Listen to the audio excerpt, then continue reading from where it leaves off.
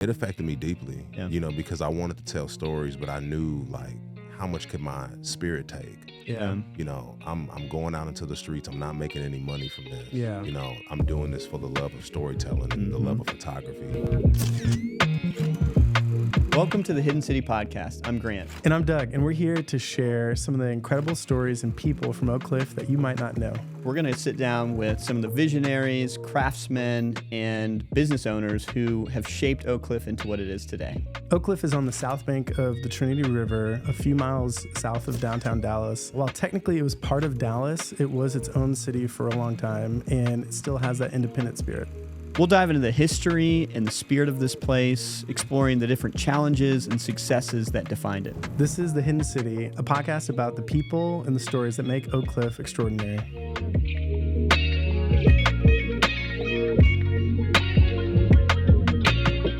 Welcome to this episode of the Hidden City Podcast. We're really excited to have Don Thomas II, also known as Don Tortellini. He is a photographer, filmmaker, storyteller here in Oak Cliff, and we're just we're excited to have you on. Thank you for having me, guys. I really do appreciate it. I appreciate it too, man. Well, we'd love to get started with your origin story. I knew you were in environmental health at Bell Helicopters, but then you've switched over into photography and self-taught, I believe, too. That's a pretty big shift. You want to start us off there? Yeah, I got furloughed from my job at Bell Helicopter in the middle of the pandemic. And I wasn't prepared for any of that. It was random. They told me that I was furloughed, and then eventually furlough turned into, you don't have a job anymore. Yeah. So it's like, okay. Yeah. I made pretty good money at Bell, and Bell kind of just propelled me to a point to where I could, financially take care of myself during this pandemic. And that was the most daunting part of the pandemic, was where am I going to get a paycheck? Yeah. But with Bell, it came in big abundance. So I was able to, survive for a while. Yeah. I took a little bit of that and started to kind of delve into different creative mediums. I bought a guitar. Nice. From Guitar Center. It was pretty cool. Yeah.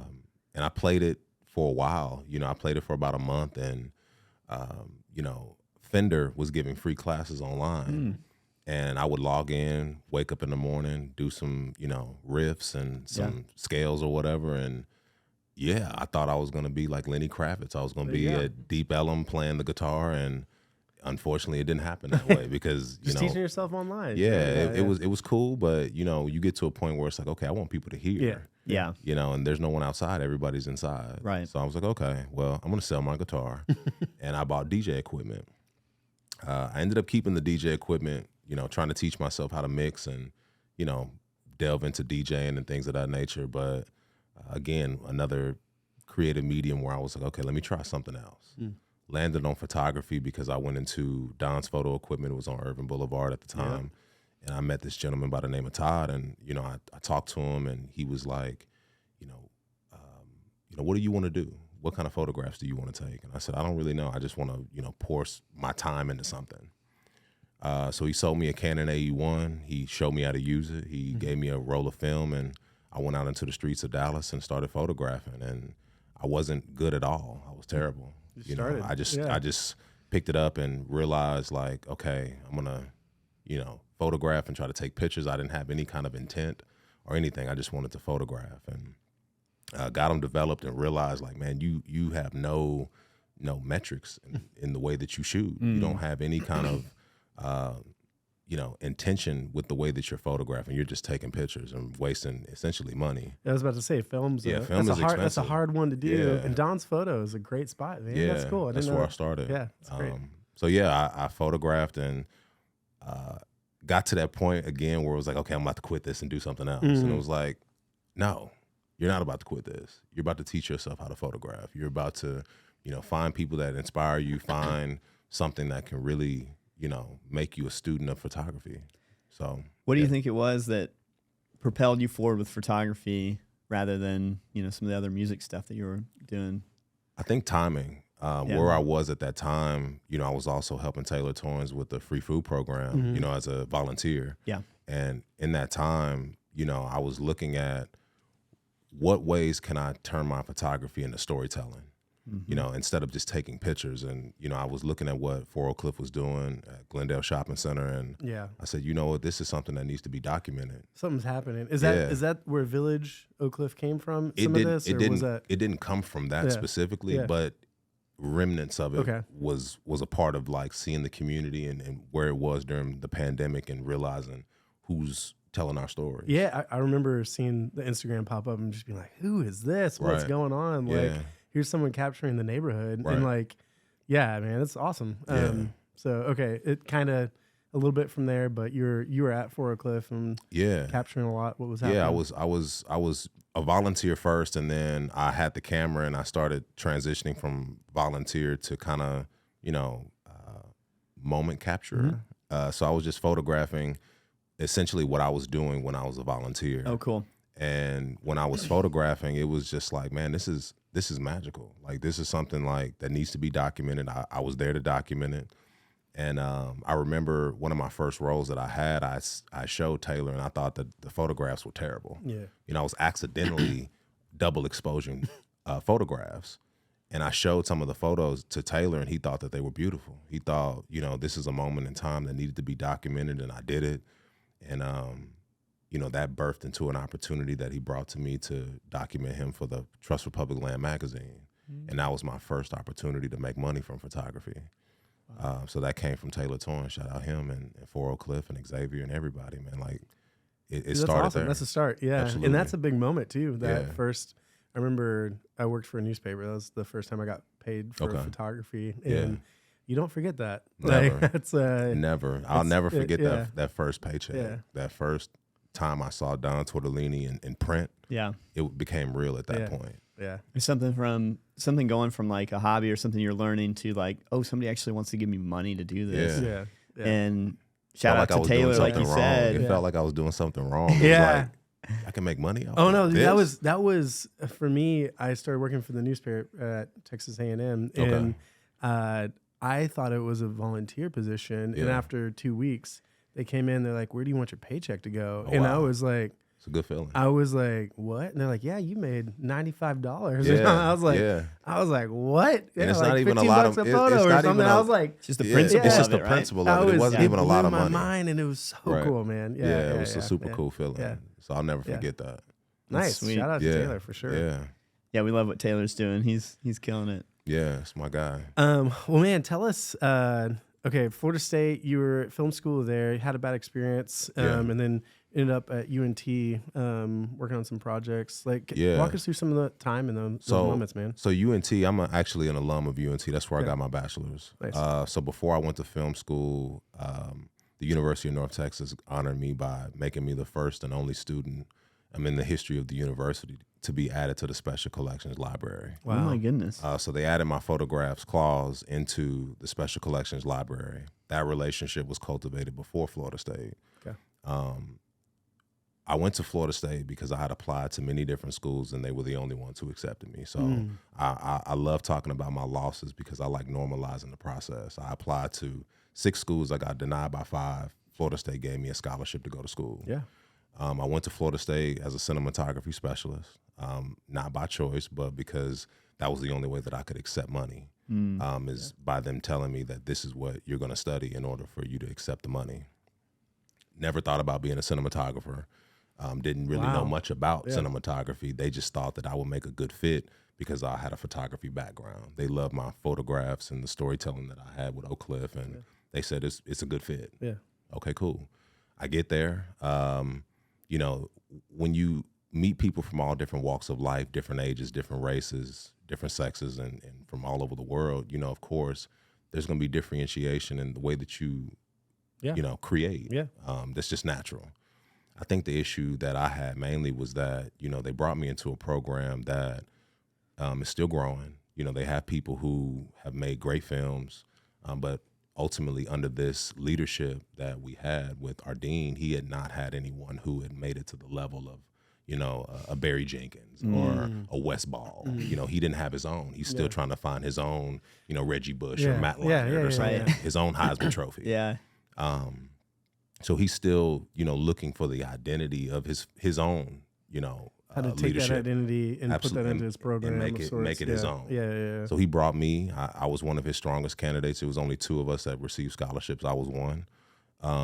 And during my time, I just realized that, I was unfairly targeted. Being, I don't want to say that I was the best because I don't consider myself the best, but because I had funding, I was deemed one of the best. So I had a target on my back. You're at the top. So it's like, I speak well, I dress well, I smell well. I have these things going for myself. And when people see that, especially from a young African-American male, they can misconceive that as, arrogance or cockiness.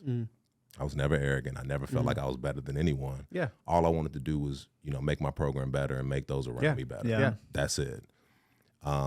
So during that time, I struggled to connect with the people that were in the program. I had applied to USC before I made it to Florida State as like a safety net possibility.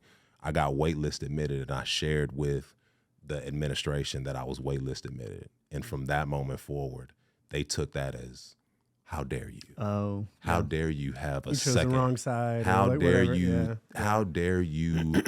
Have a second option or a way out, like an exit plan. And for me, I did it because I wanted to. USC was my dream. It still is my dream. But at the same time, I didn't want to disrespect the program and just leave. So I felt like, okay, I have an admission decision. I may go. There's a possibility for me to go. Let's have a conversation. And from that conversation, everything changed. Targeting, retaliation, punitive grading practices, hostile work environment. It was awful. It was an awful bad experience. Situation. Absolutely. And I was on top of that. While I was in class one day, I was racially profiled by the FSU Police Department. And, that added insult to injury, to everything that was going on within the program. And my administration at Florida State didn't come to my rescue. They did not show up for me. I sat in that meeting with the FSU police by myself with, FSU student body, representatives that were there to, be there for me. But the FSU Film School was not in the room with me. And I was by myself the entire time. Advocate or anything. No advocate from the film school. They kind of turned their back on you. They turned their back on me, and I was by myself. And that was literally the situation. So from there, it was like, okay, what do you do now? You're by yourself. You have no allies within the program. I fought to stay. I wanted to stay. I value education. I still believed in wanting to make the program better. I still believed in, making films with my classmates, but they made it impossible for me to be there. So I fought to the very end. And I remember, so at the end of the semester, you have 1 week to, go home, reset, come back. Yeah. During that time, they had, things in place for me that they weren't doing for other students. Like things you had to be there, right? And things that required your attention. Absolutely. And you're just like, okay. Like it was like a remediation plan. I see. It was like a remediation for me, professionalism remediation, and it's like, are you really wanting to be here? Show us that you really belong. Right. My professor, was just very punitive with me. Yeah. He was just very, different with me than he was with anyone else, and all I wanted from him was, hey, I want to be one of the best cinematographers in the world. And he's done some phenomenal things. He's worked on some of our favorite movies. Yeah. And because I told him that I wanted a little extra attention because I am a black cinematographer, less than 1% actually make feature films in this industry, he told me that, I'm going to treat you just like everyone else. And I understood, like, not giving me special treatment. That's not what I wanted. Right. I think for me, all I wanted was mentorship. I wanted him to look at me as someone that could potentially make it and to put me under his wing and, take me as far as he could take me. And I bet you not everyone's asking for that. Exactly. I was the only one who asked for that. I wanted Yeah. extra attention. I asked for books to read. Yeah. I asked for, people to look into. You wanted to be the best, I wanted to be the best because I knew that even if I was the best at Florida State, there was a pool of people who went to, potentially better programs, had better resources or whatever that could potentially, have the one up on me. So I hate that it didn't work out, but that was my experience. So now, back in the community's telling stories, but I do have film school in the cards for me, So I just interviewed with AFI. I'm not sure if you know what AFI is, but it's the #1 film school in the world. I just interviewed with them 2 weeks ago. I got a full ride to Miami. Oh my gosh! So Man, this is great. That's exciting. Yeah, it turns its way around. Yeah. Well, it sounds like you fought through the tough part to get to what hopefully will be a good part next. Absolutely, it's always a good part, even in the bad. Yeah, so I don't even sulk into right. The bad. But what you were talking about, like, hey, I think it's important to talk about the things that are imperfect, or the things that it's not all like we're all progressing, doing this awesome thing. It's like, no, this can be messy and not perfect and hard and like, but we're in this. And I do love your optimism in this too, man. Absolutely. You have to have that optimism. You have to keep it, because if you don't, you'll become you'll bitter. Like create that bitterness and that victim mentality. And even though what I went through was bad, and I know I have so much to represent for. There's people counting on me. So I can't sit in that for too long. It's part of your story. It's part of what you've gone through, and I love the idea of that you're not afraid to talk about your losses, like you're saying. I am very public about my losses. It's a good thing, man. It's a good mentality. Absolutely. Yeah. Today's show is brought to you by Oak Cliff Brewing Co. Are you interested in unwinding and connecting with neighbors over a great beer? Then go visit Oak Cliff Brewing Co. They've got a great tap room with all sorts of great beers on tap. It's a full production brewery here in the heart of Oak Cliff. Visit oakcliffbrewing.com to find out what's on tap right now and where you can find fresh beer made right here in Oak Cliff. You touched on Claws, and tell us more about that. It's such a striking photo series. I think that's, and you said UNT brought that into its collection, which is a huge honor. But tell us about it, man. It was crazy. With the collection, it was funny because, I got a random email from Morgan Geringer, who's the director of special collections at UNT. And, she was asking me, do you have any work that, you want maybe acquired by a university or something like that? I was like, wait a minute, what? Which university? Because when I became a photographer, one of the things that I really wanted to achieve was to be added to a special collections library. When I looked into people who had created in Dallas, like R.C. Hickman and Marion Butts, they were a part of the University of Texas collections and UTA's collections, and I'm just like, I want that too. So that was something you actively were like, I want that. I want that. So it just randomly came into my email one day. I don't know if it was so random. It's the best. It was out of left field. It was an honor. That's really cool. But Claws came about because, like I said, I was creating with intention. I wanted to stay creating and create work that would entice people and want to come see photography. And I was wrapping up Faces of Dallas, which was my homelessness photography, and I said, what is the next thing that I could photograph? And I said, what is something that's overlooked and underappreciated, but right in our faces? What a great question. And I was looking around. I'm looking at the commonality of every woman that I saw on the street, and everyone had nails. And I said, I asked this woman randomly, I said, do you mind if I take a picture of your hands? And of course, that's the most random question you can ask a stranger.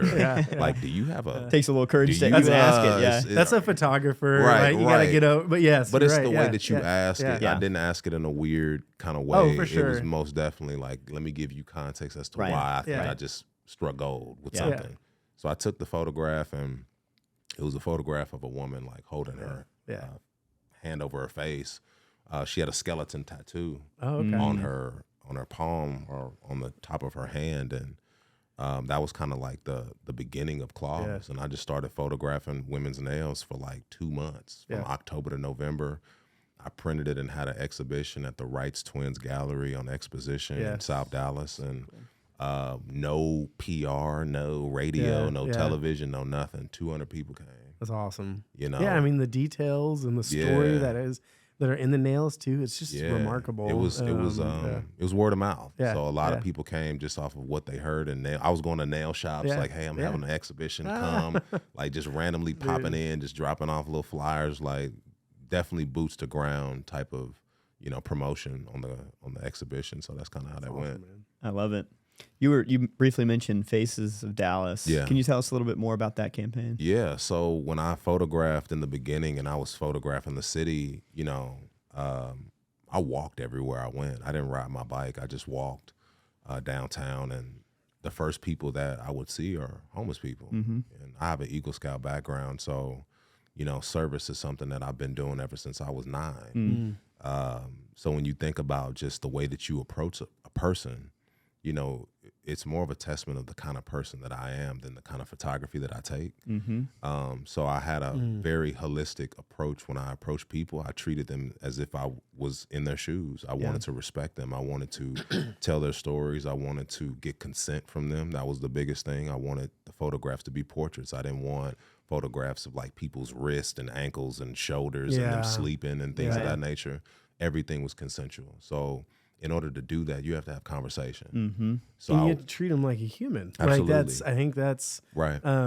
Especially in nonprofit like photography, storytelling. Sometimes it's overlooked, and that's important to do that specifically with that in your neighborhood, man. You have that's to be awesome. very careful with that, you know. And for me, I didn't want to treat them as objects or animals or anything like that. They're human beings, and for me, I knew that because I possess this poise about myself to go out into the streets and have conversation and, you know, take this holistic approach and have, you know, dialogue about their stories, that it was going to be heavy. So I photographed them and had conversations with them and told their stories. And it ended up on Good Morning Texas, and Good Morning Texas showed it. And I think one of the most full circle moments was there was a gentleman that I photographed that they put on the screen at American Airlines Center, and he saw himself on the screen. And I was walking down the street one day, and he stopped me. He was like, "Hey,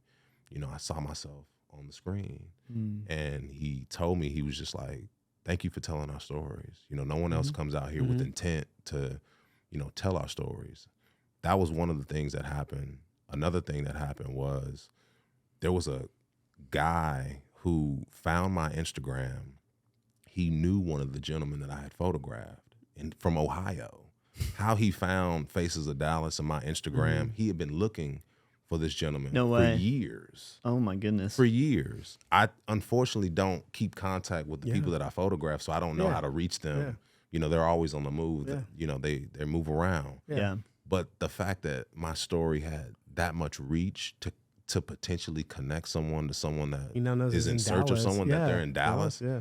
I mean, I understood at that point, like you're creating impactful work, you know? So, but it's a powerful thing, that first story you're saying, being able to see yourself too. Right. I remember we did some, my wife and I did nonprofit storytelling, usually internationally too. Yeah. And so that was one of the practices, was just like, hey, you want to empower people as well during this process, and show like, hey, you're worth having a photo of or like printed of. And so that absolutely, I think, man, I can only imagine him seeing himself at American Airlines. Man, that's wild. it was a full circle moment. And also too, just, you know, when I did Faces of Dallas, I went to encampments all across the city of Dallas. I was in the thick of, you know, my mother was in shambles. Right. Like I'm in tents.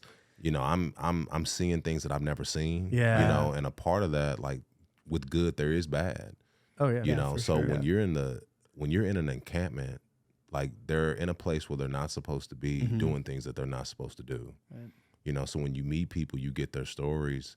You meet people who have had unfortunate situations, but also you meet people who have done some very awful things. Yeah. You know, so now you are spiritually and ethically, you know, conflicted in some sense. Like, okay, I just met a murderer. Right. I just met a rapist. I just met a pedophile. I just met all of these things on the streets. And it's like, okay, how do you sift through that? You know, how do you sift through that? Like, I had a moment where I almost had a panic attack at home. I believe it, man. You know, it was tough. Like, I'm photographing, you know, maybe 40 people a day, which is a lot of people. That's a ton. That's a ton of people. You know, I'm having 40 different conversations. So it's a lot to take in. Come on, dude. man. Like that was heavy. That was a mental sacrifice you made to kind of birth this project. And how did that affect you? It affected me deeply, you know, because I wanted to tell stories, but I knew like how much could my spirit take? Yeah. You know, I'm going out into the streets. I'm not making any money from this. Yeah. You know, I'm doing this for the love of storytelling and the love of photography. and you know, I'm exposing myself to, you know, people who are using heavy drugs, you know, who, you know, maybe have some diseases, maybe, I don't know. Yeah. You know, I'm exposing myself mentally to things that I've never seen anyone shoot heroin before until I was out there photographing it.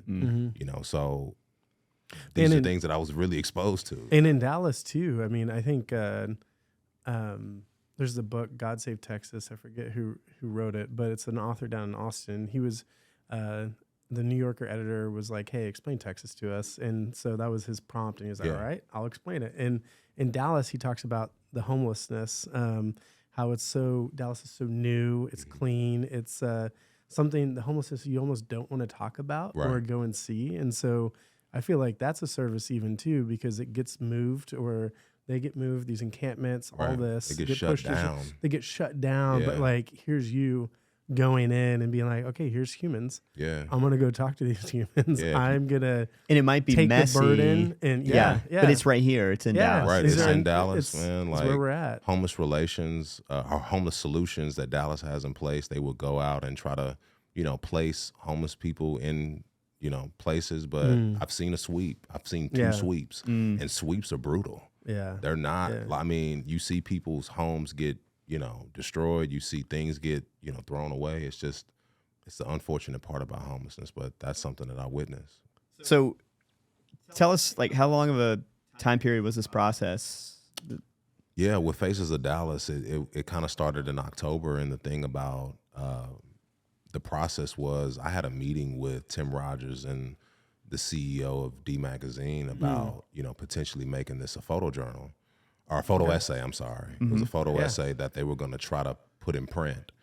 Okay. We had a meeting at the D Magazine headquarters. I had put it in front of all of the editors, D Wedding, D Business, D Magazine, I mean, D Sports, everybody was there.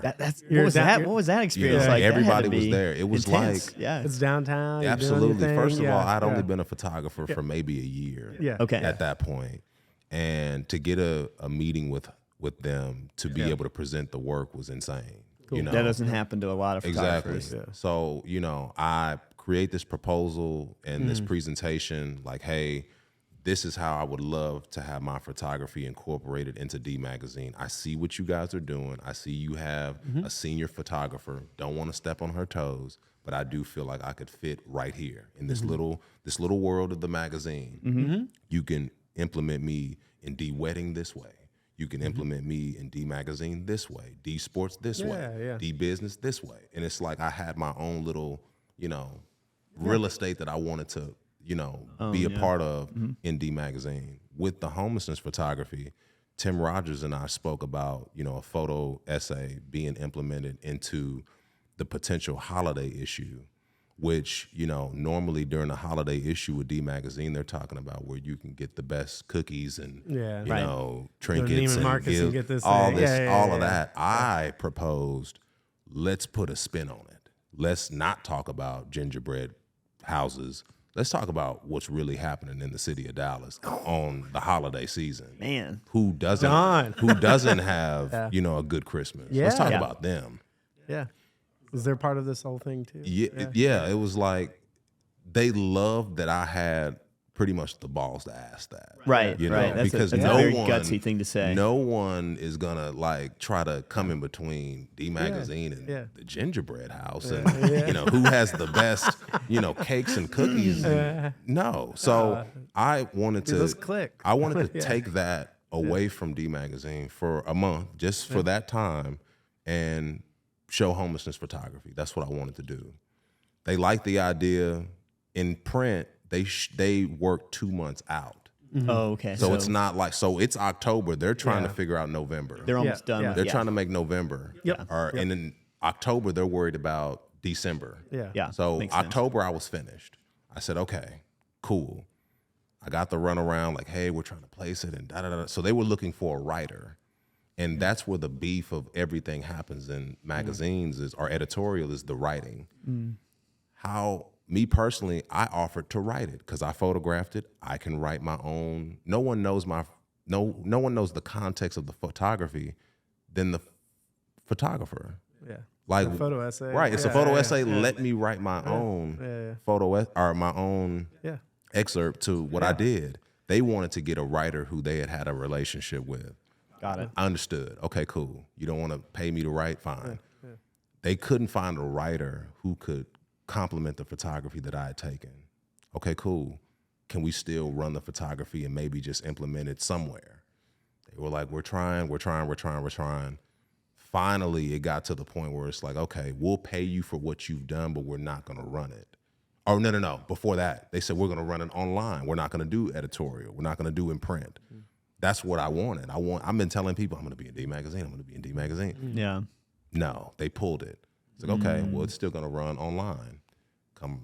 Weeks go by, nothing happens online.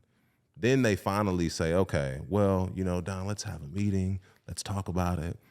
And we talk. And in a nutshell, Tim Rogers told me that I lacked technical merit to photograph the way that I did, and it didn't fit into the scheme of what D Magazine wanted. I'm an early photographer. I can admit I lost my cool a little bit. Yeah. Because we made it this far, Right. and now you tell me that I lack technical merit. You saw my photography in front of the whole staff. Yeah. Right. Where was the lack of technical merit there? You'd think if that criticism was to come, you'd think it would have come a little earlier Absolutely. in the process. Well, Right? how do we make it this far? Yeah. You don't have to let me down easy. I'm a big boy. You can Yeah. say, hey, we don't think you're good. Yeah. But you gave me,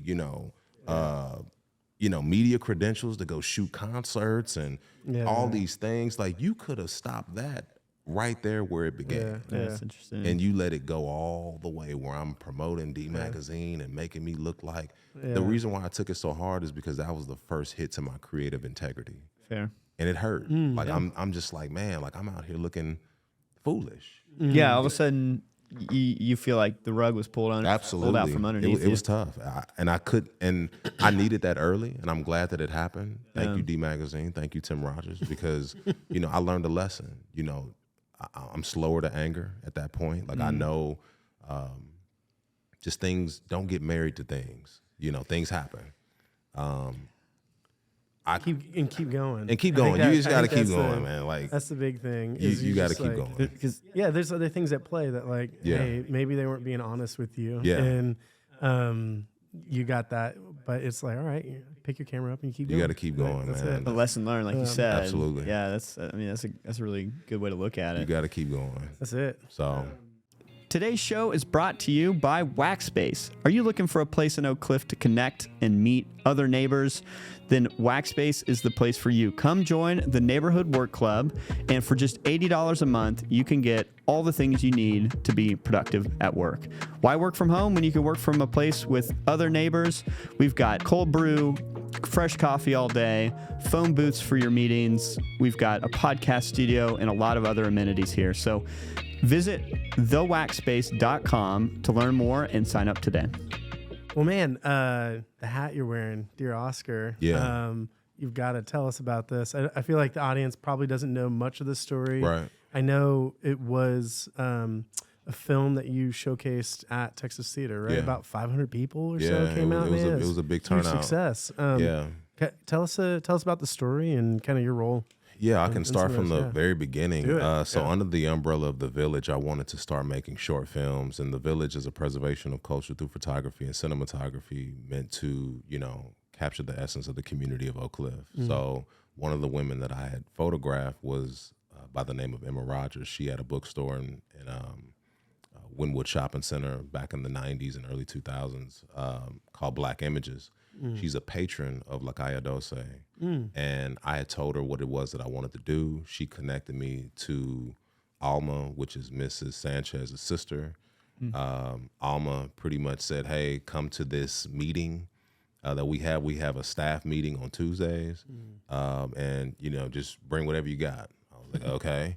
And at that time, the only idea that I had was to photograph the family, talk about La Calle Doce and El Ranchito, and that was going to be it. Knew nothing about Oscar at this point. Oh, really? Nothing. Oh, okay. So you're just, hey, we're going to tell the story of this. Yeah. Nothing. Get to know this family there and all was that. no Yeah. exact. I was going to get to know this family. Cool.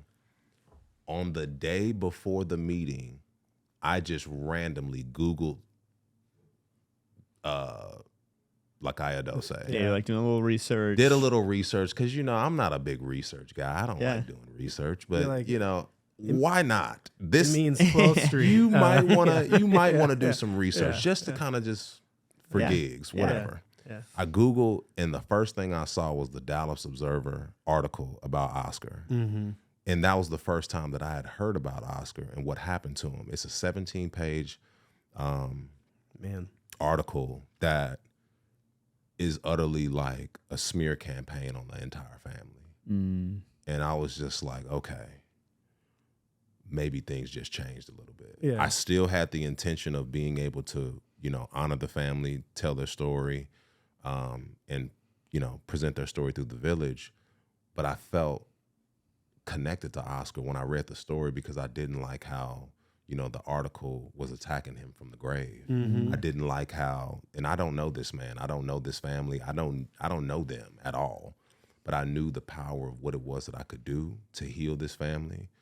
And give a bit of the story, like you said, from the grave. Like, right. I feel like listeners really don't know, and Right. I recently found this story out, but Right. yeah, And I'm very careful with what I say because I still don't know all totally, yeah, the story. Yeah. What I do know is Oscar Sanchez was the son of Laura Sanchez, who was someone who worked in the restaurant with his family. Mm-hmm. And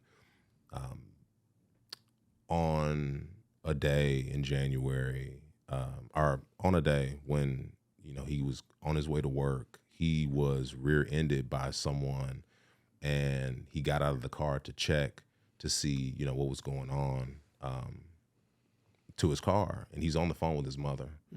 And, his mother hears all of this happening. He goes to the back of the car to see who bumped him.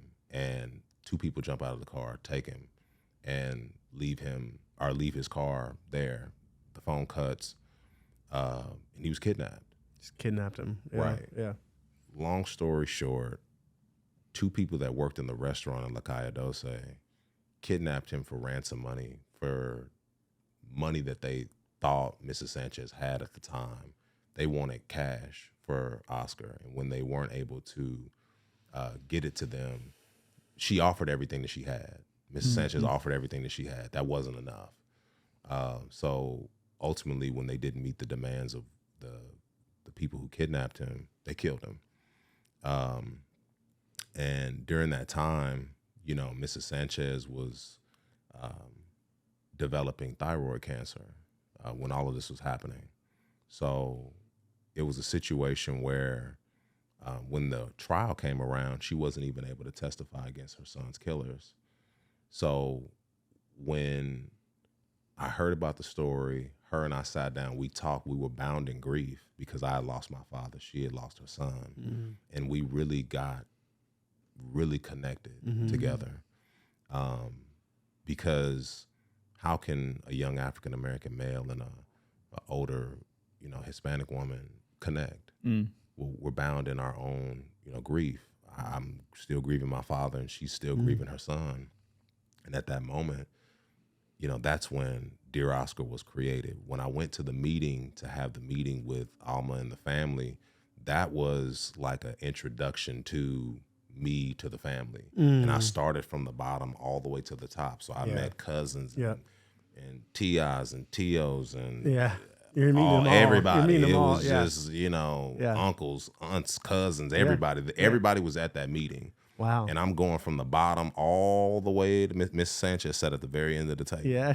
I'm at the very other end of the table. So I'm kind of ping, ping, ping, ping, ping, Yeah, ping, ping, yeah, ping, yeah, ping, yeah, ping, ping. yeah. I finally reached the final boss. Yeah. And we're talking, and she instantaneously gravitated to me. I instantaneously gravitated to her because I felt like they knew my intentionality was pure. I didn't want to make anything off of them. I didn't want to, add to the trauma of what, the Dallas Observer had already done. I just wanted to tell a real story to this family.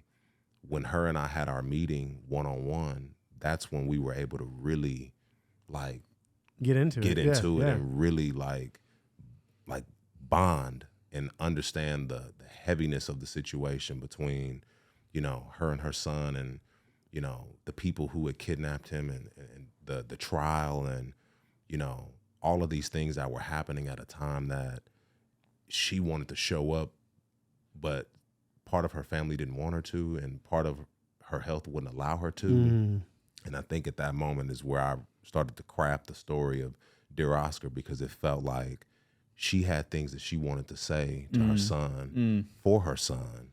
And I made a film that would give her voice back, you know, 20 years later, you know, in a sense, or 18 years later. In that, I realized that Oscar had a daughter, Helena. Helena was just born when he passed. Helena's 18 at the time that I make the film. So not only did I give his mother her voice back, I gave his daughter, who didn't have an opportunity to have a relationship with her father, her voice to talk to her father from the grave. So it was a very heavy film. Man. I mean, it was tough. You know, like I can go on for days about this film, but it was very layered. And I knew that the mother and the daughter were the main caveat of the story. Now, of course, there were people who, you know, had his wife. I had to consider his wife, and I did. But that wasn't the story I was telling. Yeah. And that was the tough part, because I want to say that to his wife, even in this moment, that it was never to exclude her. It was never to not consider her. But when you think about Oscar and the man that he was a father, he was a businessman, he was a husband, but he would be none of those things without his mother. You know, so to me, I felt like I owed it to the mother to give her voice back first, you know, to give her moment, you know, because she didn't have the opportunity to grieve him the way that I felt like she should have. And even when she spoke about it, it very much still affects her to this day, you know. So this film, I wanted to be, you know, a component to help heal the family, help heal his daughter, who was robbed of an opportunity to have a relationship with her father. And yeah, that's why I made the film. And even talking about the process of making it is a whole thing in itself, but that's why I made the film. And that was under the umbrella of The Village. So that's just a microcosm of like what I want to do for all of Oak Cliff one day. Well, and that's, I think, touches, I mean, first off, thanks for making that film. That's amazing. for sure. How can people find this? Or is that So I leave it up to the family to dictate like when it's presented, how it's presented. You know, I haven't taken it upon myself to try to do any screenings or anything like that. People want to see it. You know, sometimes I'll put like little subtle, you know, things on Instagram or whatever. But, you know, for me, I leave it up to the family, and I work 100% with them to make sure that they're involved. And that's a good way to handle it with such a personal it's a project. very personal project, very personal story. I maybe get 1 or 2 DMs a week about how people can see it, but I'll leave it up to them.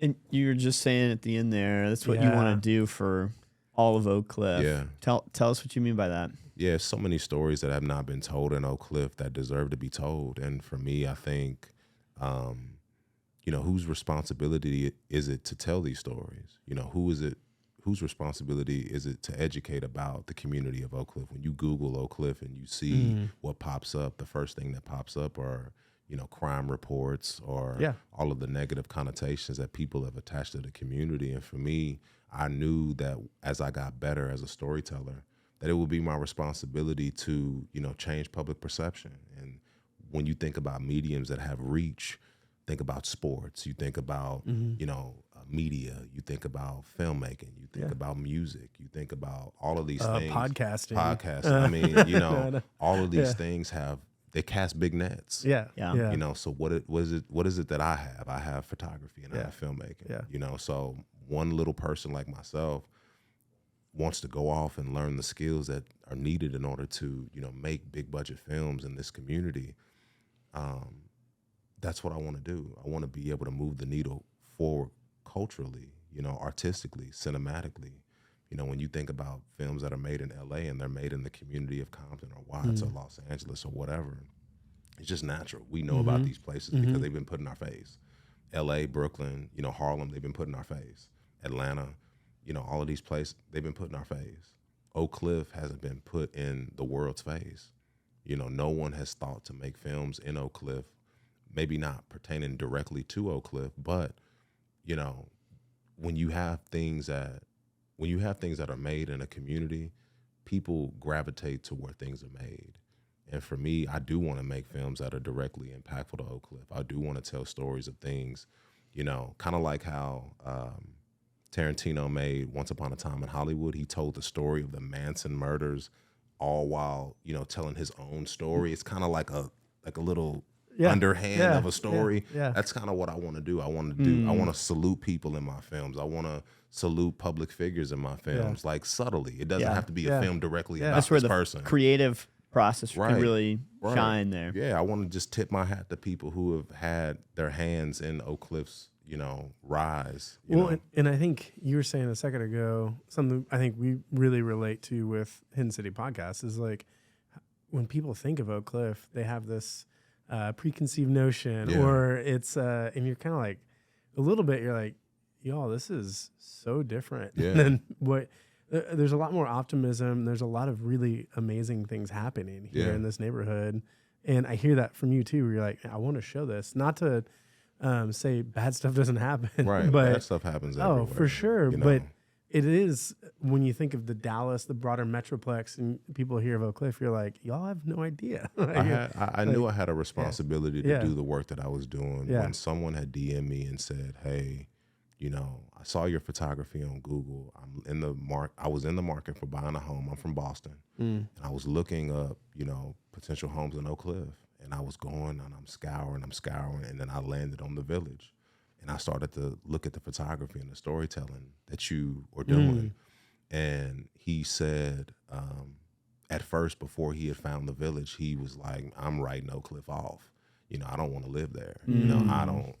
I don't want to be in a place that has crime and this and that and all these other things. And it was like my photography was the last line of defense before his perception was locked.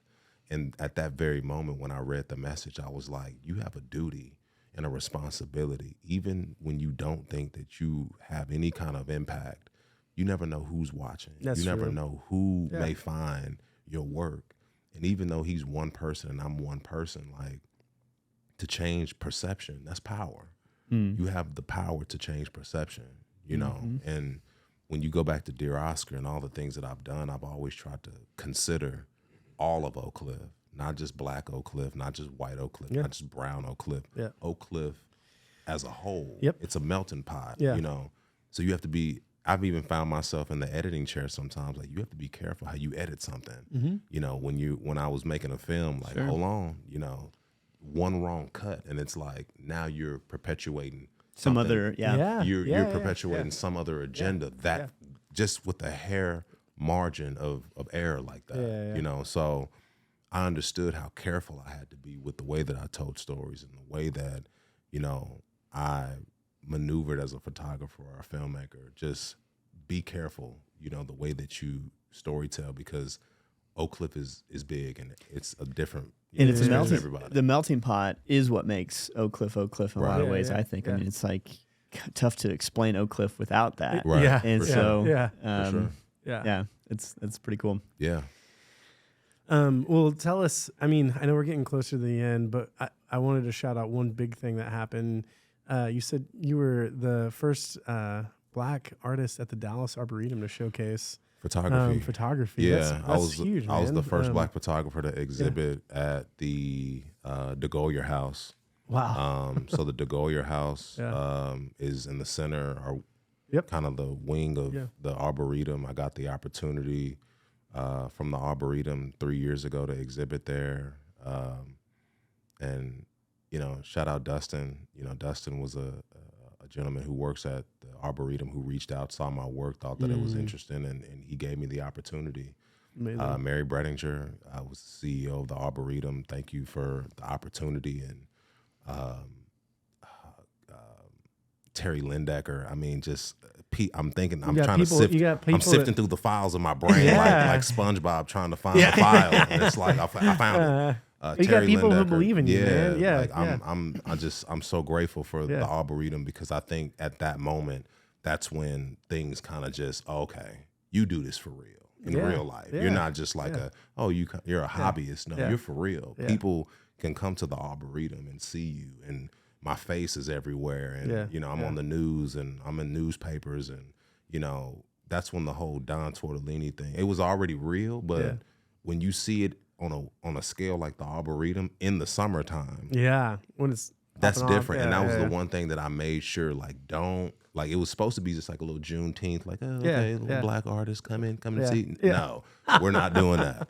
I'm going to be here. I'm going to be here a while. Yeah. So when people were coming to the Arboretum, and I'm meeting people from all over the world. Oh, yeah, man. All over the world. I met a family from Egypt, London, Detroit. Yeah. Seeing my photography and representing for Oak Cliff in spaces like the Arboretum, that was special. Yeah, that's like amazing. even if I never get an opportunity like that again, that's a highlight for me. I love that, and forever grateful for the Arboretum for supporting me in a time where photography was uncertain. Yeah, you know, storytelling was uncertain, but they gave me validity to be able to step into those, you know, high fine art spaces and say, okay, you know, you're legit, and shout out to KERA and NPR Radio for that article. Pushing, you know, super grateful for them for that. So, I have a very interesting journey, but well, I can't wait to see where it goes next. Keep telling these stories. Absolutely, we need to hear them. For sure. Thanks for coming on the show too. Absolutely, it's been fun talking with you. Absolutely, thank you. Appreciate you, man. Thank y'all. Hey, thanks for tuning in to this episode of The Hidden City. We hope you discovered something about Oak Cliff that you didn't know. If you enjoyed the show, I hope you subscribe to it on YouTube and then follow us on any of the podcasting platforms. Also, if you enjoyed it, please share with a friend, and thanks so much for tuning in.